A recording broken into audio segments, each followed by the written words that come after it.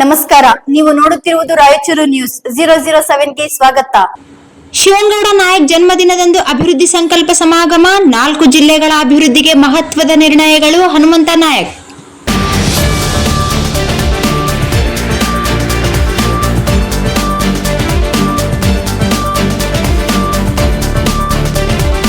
ಮಾಜಿ ಸಚಿವ ಶಿವನಗೌಡ ನಾಯಕ್ ಅವರ 49ನೇ ಜನ್ಮದಿನದ ಅಂಗವಾಗಿ ಜುಲೈ 14ರಂದು ರಾಯಚೂರು ಜಿಲ್ಲೆಯ ಕವಿತಾ ಪಟ್ಟಣದಲ್ಲಿ ಅಭಿವೃದ್ಧಿ ಸಂಕಲ್ಪ ಸಮಾಗಮವನ್ನು ಭವ್ಯವಾಗಿ ಆಯೋಜಿಸಲಾಗಿದ್ದು, ಈ ಸಮಾವೇಶದಲ್ಲಿ ಉತ್ತರ ಕರ್ನಾಟಕದ 4 ಜಿಲ್ಲೆಗಳ ನೀರಾವರಿ, ಆರೋಗ್ಯ, ಕೃಷಿ ಹಾಗೂ ಸಮಗ್ರ ಅಭಿವೃದ್ಧಿಗೆ ಸಂಬಂಧಿಸಿದ ಮಹತ್ವದ ಸಂಕಲ್ಪಗಳನ್ನು ಕೈಗೊಳ್ಳಲಾಗುವುದು ಎಂದು ಕೆಎಸ್ಎನ್ ಸೇವಾ ಸಮಿತಿ ಸಂಚಾಲಕ ಹನುಮಂತ ನಾಯಕ್ ತಿಳಿಸಿದರು. ಪಟ್ಟಣದ ಪತ್ರಿಕಾ ಭವನದಲ್ಲಿ ಶನಿವಾರ ನಡೆದ ಸುದ್ದಿಗೋಷ್ಠಿಯಲ್ಲಿ ಮಾತನಾಡಿದ ಅವರು, ಈ ಕಾರ್ಯಕ್ರಮವು ಯಾವುದೇ ರಾಜಕೀಯ ಪಕ್ಷ ಅಥವಾ ಚುನಾವಣಾ ಉದ್ದೇಶವನ್ನು ಹೊಂದಿಲ್ಲ. ರೈತರು, ಯುವಕರು ಹಾಗೂ ಸಾರ್ವಜನಿಕರ ಹಕ್ಕುಗಳ ಪರವಾಗಿ ನಡೆಯುತ್ತಿರುವ ಪಕ್ಷಾತೀತ ಜನಾಂದೋಲನವಾಗಿದ್ದು, ಹೆಚ್ಚಿನ ಸಂಖ್ಯೆಯಲ್ಲಿ ಸಾರ್ವಜನಿಕರು ಭಾಗವಹಿಸಿ ಯಶಸ್ವಿಗೊಳಿಸಬೇಕು ಎಂದು ಮನವಿ ಮಾಡಿದರು.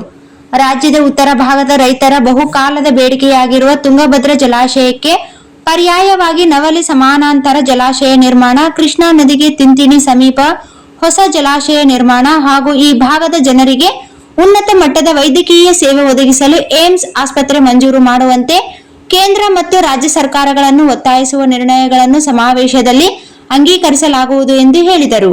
ನೀರಾವರಿ ಯೋಜನೆಗಳ ಅನುಷ್ಠಾನದಿಂದ ರಾಯಚೂರು, ಕೊಪ್ಪಳ, ವಿಜಯನಗರ ಹಾಗೂ ಯಾದಗಿರಿ ಸೇರಿದಂತೆ ಉತ್ತರ ಕರ್ನಾಟಕದ ಹಲವು ಜಿಲ್ಲೆಗಳ ರೈತರಿಗೆ ಶಾಶ್ವತ ನೀರಾವರಿ ಸೌಲಭ್ಯ ಕಲ್ಪಿಸಲು ಸಾಧ್ಯವಾಗಲಿದೆ. ಜೊತೆಗೆ ಆರೋಗ್ಯ ಕ್ಷೇತ್ರದಲ್ಲಿ ಅತ್ಯಾಧುನಿಕ ವೈದ್ಯಕೀಯ ಸೇವೆಗಳು ಗ್ರಾಮೀಣ ಭಾಗದ ಜನರಿಗೆ ತಲುಪುವಂತೆ ಸರ್ಕಾರ ಅಗತ್ಯ ಕ್ರಮ ಕೈಗೊಳ್ಳಬೇಕು ಎಂಬುದು ಸಮಾವೇಶದ ಪ್ರಮುಖ ಉದ್ದೇಶವಾಗಿದೆ ಎಂದು ವಿವರಿಸಿದರು. ಸಮಾವೇಶದಲ್ಲಿ ಗೌರಿಗದ್ದೆ ಆಶ್ರಮದ ಅವಧೂತ ವಿನಯ್ ಗುರೂಜಿ ಹಾಗೂ ತುರುವಿಹಾಳದ ಮಾದಯ್ಯ ಗುರೂಜಿ ಸಾನ್ನಿಧ್ಯ ವಹಿಸಿ ಆಶೀರ್ವಚನ ನೀಡಲಿದ್ದಾರೆ.